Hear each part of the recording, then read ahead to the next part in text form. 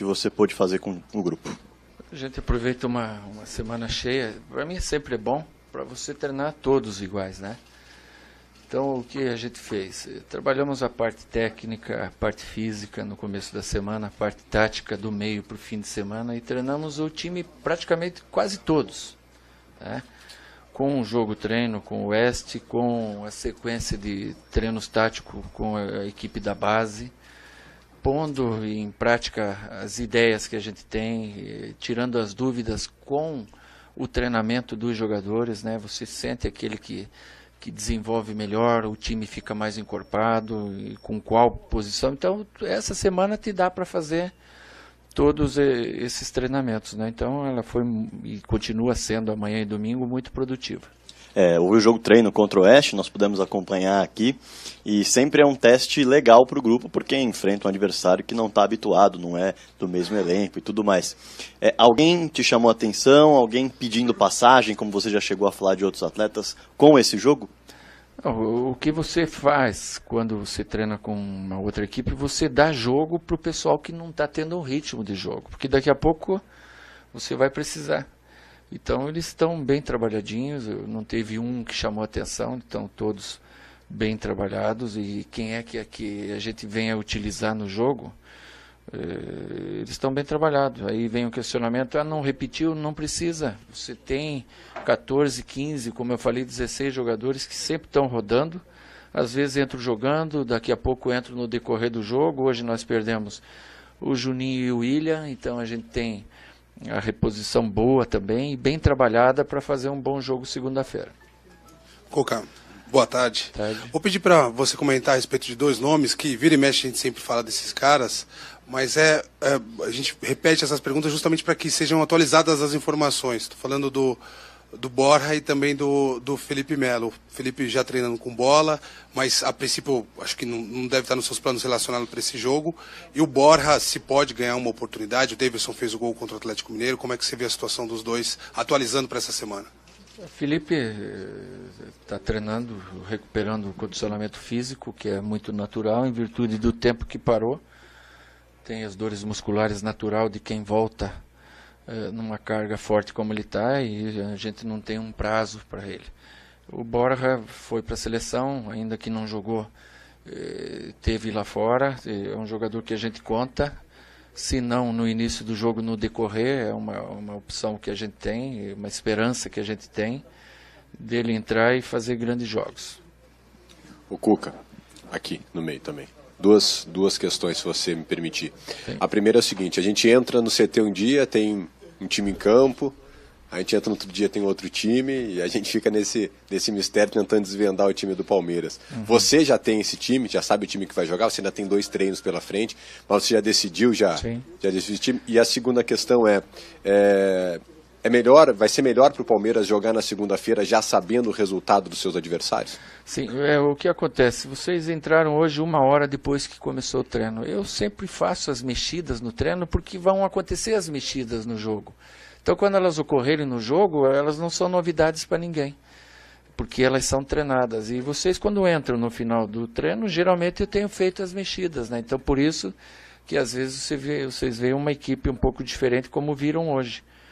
Mas se vocês analisarem quem saiu, fatalmente vocês vão entender um pouco mais, né? O que é natural. Segunda-feira é um jogo que a gente tem que fazer a nossa parte, a nossa vitória, né? É o mais importante de tudo, do que secar os outros, né? A gente tem que fazer a nossa parte. Nós temos 6 jogos pela frente que vão definir e muito o nosso futuro na competição. Então vamos começar com o de segunda-feira. Pôr a força total nesse jogo, concentração, para fazer um bom jogo. Os 6 jogos são esses 6 jogos, os próximos 6 jogos, é isso, Cuca? Sim. Tá.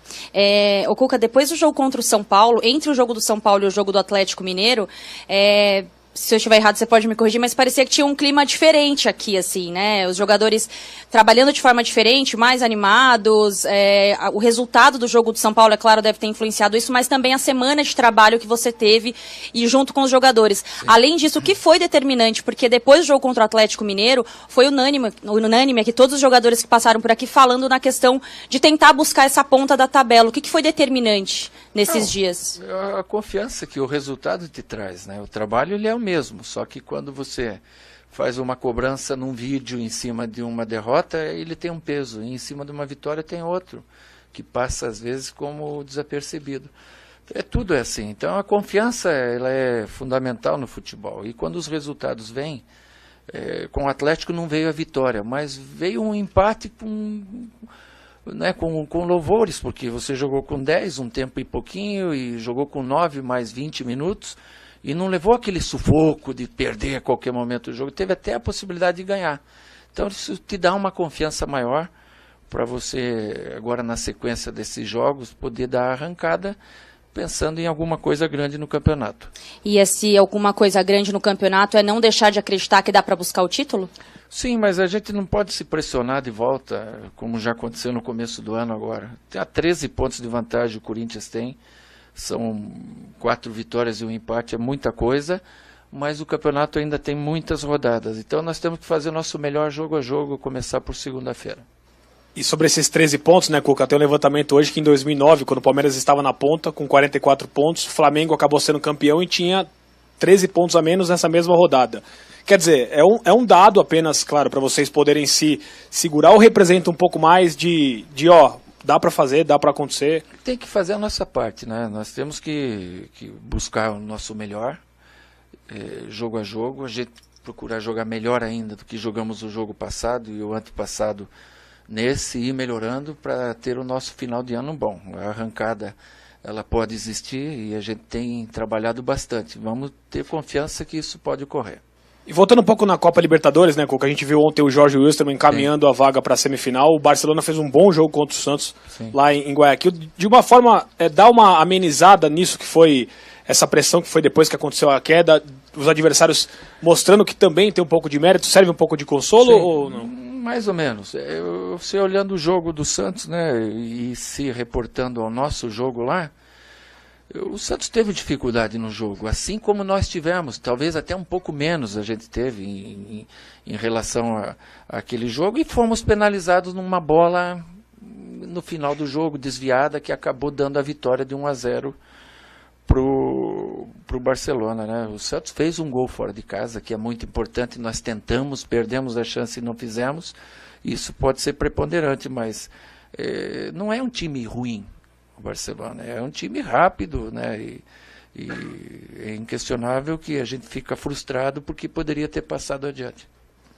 Oi, Cuca, aqui a gente só falou com você depois da pausa, por ocasião do jogo do Atlético Mineiro, então, te perguntando, naquele tempo todo que vocês tiveram para treinar, a gente conversou sobre o que você esperava da equipe depois disso, e que nota você dá, o quanto você está satisfeito com o rendimento da equipe pós essa pausa? Eu estou muito satisfeito com o que a equipe fez lá em BH, foi um jogo muito complicado pelas nuances que o jogo te propiciou, né? Eles perderam um pênalti em cima de uma expulsão de um zagueiro teu, você com 10 teve ainda um controle do jogo, empatamos, saímos na frente, cedemos o empate, tivemos a chance num pênalti de passar à frente, quem sabe o gol da vitória, perdemos, a exemplo do que o Atlético tinha perdido também, perdemos mais um jogador, mas mesmo com 9 não abdicamos de tentar ganhar. E foi uma equipe organizada, uma equipe aguerrida e que te deixa com confiança para a sequência. Então, às vezes, um ponto não é tanto pelo ponto em si, mas pela maneira com que conquistou esse ponto, a gente tem que pegar como exemplo para jogos futuros. Talvez seja cedo ainda para perguntar a escalação, mas você disse que já está convicto. A sua convicção de Dudu no lugar do William, ou que características você quer para a ausência, o time na ausência do William? Nós estamos. O que a gente faz durante os treinamentos? Põe-se em prática as dúvidas que você tem e elas se autodefinem. Então, praticamente se definiram, mas eu tenho mais amanhã e domingo ainda para treinar. Cuca, aqui. Lá em Minas, o time perdeu o 6º pênalti no ano, né? O quanto essas falhas nos pênaltis pesa psicologicamente na hora das cobranças? Eu acho que não só na hora da cobrança pesa. Eles estão treinando hoje pênalti, né? Mas o momento do jogo é outra coisa, né? Tem do outro lado tem um profissional que também treina da mesma forma, assim como o Fernando pegou pênalti. Temos que treinar mais. O remédio é sempre trabalhar mais. Você disse que já tem um time definido na cabeça. Você aposta na velocidade ou na armação de jogadas? Nas duas. Né? Tem que armar e correr junto, senão não anda. Cuca. Tem que armar e correr, senão não anda. Lógico, é lógico. Por que os próximos 6 jogos são tão determinantes? Por que não 5, 7? Porque são assim, vamos junto lá. Então nós vamos jogar agora com Curitiba. Depois a gente sai jogar com o Fluminense. A gente volta, joga em casa com o Santos, jogamos em casa com o Bahia, Pacaembu. E jogamos fora com o Atlético Goianiense e fechamos esse 6º jogo com a Ponte Preta. Depois tem um jogo fora, o 7º, que é o Grêmio, e o 8º, que é o Cruzeiro. Então, enfim, mas esses 6 jogos, aliado aos 6 jogos dos adversários, vai dar para nós uma noção exata do que a gente luta, pelo que a gente luta no campeonato. Se a gente der uma arrancada aí, grande, você pode lutar pelo título. Se você não der essa arrancada, você não vai lutar pelo título. Outra coisa, eu queria saber se você ficou abatido pela goleada que tomou ali dos quero-quero depois do treino. Não, eles têm 4 ovinhos ali, né? Então, quando eu vi que tinha 4 ovinhos ali, pusemos um cone para proteger os ovinhos. Porque se eu quero que você puser a mão, o ovo gora, né? Então tem que deixar ali, a gente vai treinar em outro campo. Agora tem que saber quanto tempo demora para ele nascer, né? Senão até o fim do ano... Dá uma olhada lá, depois passa pra gente quanto demora. Ô Cuca, boa tarde. Você, entre o jogo do São Paulo e do Atlético, disse que os laterais estavam pedindo passagem, né? O Mike e o Egídio. Sim. E aí, com o Mike na direita, você tem a possibilidade de usar o Jean no meio. O que ele traz para o seu time que os outros talvez não entreguem? E é o momento do Jean ter essa sequência nessa posição? Sim. O Jean, ele é um segundo volante que chega bem à frente, ele tem uma ligação rápida do meio com o ataque. Chuta bem de fora da área, tem uma triangulação boa pela direita, se a gente utiliza ele ali, dando essa liberdade para ele. Momento de sequência, então, para ele nessa função. Sim. E por fim, o que muda no estilo de jogo, se há alguma mudança do gramado do Pacaembu para o Allianz Parque? Não, o gramado do Pacaembu é muito bom, não tenho o que reclamar, exemplo do nosso também. Muda que você não está acostumado a jogar ali, mas não tem problema nenhum. Nós vamos estar com a nossa torcida presente lá da mesma forma, fazer um jogo bom, como nós fizemos lá com o Grêmio. Cuca, boa tarde. Boa tarde. Esse deve ser o primeiro jogo do Egídio em casa depois do pênalti, né? Perdido contra o Barcelona. Quer saber como é que ele está? Se você fez algum trabalho com ele de recuperação de confiança, até para se blindar um pouco de as cobranças. E se você conta com o Jailson também, para essa partida com o Curitiba. Não, com o Jailson ainda não. O Jailson ainda não tem uma data certa para ele voltar. Não está nem treinando ainda com o grupo. O Egídio está trabalhado, está com cabeça boa, está com humildade, e isso é importante o jogador ter.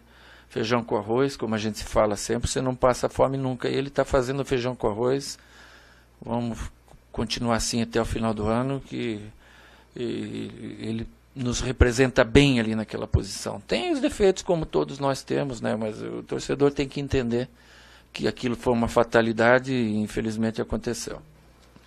Cuca, a minha pergunta é em cima do longo tempo que você tem no futebol e a evolução do tempo, enfim, tecnologia, enfim, o mundo mudou muito. E hoje em dia as mídias sociais elas são muito presentes na vida de todo mundo e com os jogadores não é diferente. Sim. Aí a minha pergunta para você aconteceu um caso aí e já aconteceram outros, de você postar alguma coisa para um grupo errado e enfim, o que você acha que o jogador, como ele deveria se comportar? Você acha que isso é prejudicial quando acontece, que ele fica exposto na mídia? Como é que trabalha-se isso no futebol? Você que é um comandante, o que você acha dessa situação de mídia social, postagem? Bom, aqui todo mundo já... Quem aqui que nunca postou um vídeo e não mandou para o lugar errado? Ou para alguém errado? Pode lembrar, todo mundo já fez uma besteirinha, né? Mas não dá impacto nenhum, né? Porque não vazou para a mídia, né? O jogador, o profissional, ele não tem tempo. Vocês são seguidores deles, né? Estão lá no Twitter, no Facebook, qualquer coisinha que acontece, e às vezes não precisa nem ser o jogador. Pode ser até tua filha, já aconteceu comigo. Pode ser até qualquer um da tua família que vai estar te representando, né? Então, hoje, todo cuidado é pouco, né? Quem vive na exposição como um profissional vive, quem é uma pessoa pública, tem que tomar muito cuidado. Hoje é tudo muito perigoso. Você já cometeu alguma deslize, assim, mandou alguma coisa? Cada uma. Não tem ideia. Ainda bem que não caiu na rede. Isso aí de mandar para grupo errado, né? Sou o rei de fazer isso. Ainda mais naquele famoso você já caiu? Naquele famoso você já caiu? Qual? Aquele áudio famoso. Mas quantas vezes? Os caras mandam, né, de sacanagem, e aí aparece aquela loira. Aí, no ônibus é essa risada sempre. Aí mais um trouxa que caiu. O do Negão lá já caiu, não? Nunca viram lá?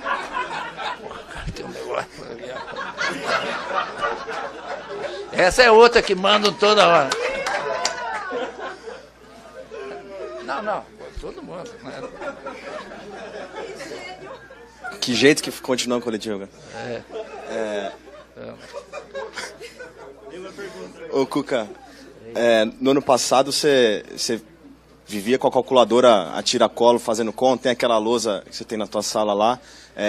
Esse ano você também tem ficado com a calculadora o tempo todo na mão? Sim, estamos trabalhando agora, de volta em cima disso, com um projeto que a gente está fazendo interno, coisa nossa, e vamos trabalhar em cima disso. A gente tem que ter projetos, né?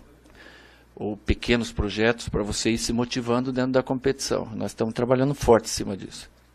Ô Cuca, no final do ano passado, mesmo vocês focados lá no título brasileiro, a gente sabia que você deixou algumas coisas encaminhadas, jogadores que você observou durante o ano que você gostava, algumas situações para o próprio time mesmo, você deixou como legado aqui depois que você saiu. Você tem mais contrato pela frente, já tem antecipado alguma coisa, alguma situação em relação ao ano que vem, pensando em estrutura de time, o que você quer do Palmeiras atuando no próximo ano, as funções, mais velocidade, mais marcação, o que você tem trabalhado pensando na temporada que vem? Sim, eu gosto de montar minhas equipes, né? O Alexandre também gosta e monta bem. Então, a gente tem que trabalhar em conjunto, né? Se você não tiver o conjunto, você não anda. E ele é bom montador também. Então, a gente tem trabalhado, lógico que de uma forma bem restrita. É importante disso tudo, primeiro, são os meninos que nós emprestamos, que estão bem. Agora emprestei o Thiago Martins para o Bahia, um guri que também a gente gosta muito, nos ajudou muito ano passado, infelizmente machucou o João Pedro, que estava fazendo um grande campeonato pela Chapecoense. O Arthur está jogando muito bem, já tivemos muitas ofertas pelo Arthur, ele está no Londrina. O Matheus Salles está jogando e está bem também, está servindo lá o Bahia. E o Vitor, que está no Botafogo também. Então, são jogadores que, quando voltarem, vão voltar já canchados, já com experiência, e é mais fácil de você utilizá-los, né? E a gente está atento ao mercado, sim, para que o ano que vem a gente possa ter uma equipe ainda mais fortalecida que esse ano.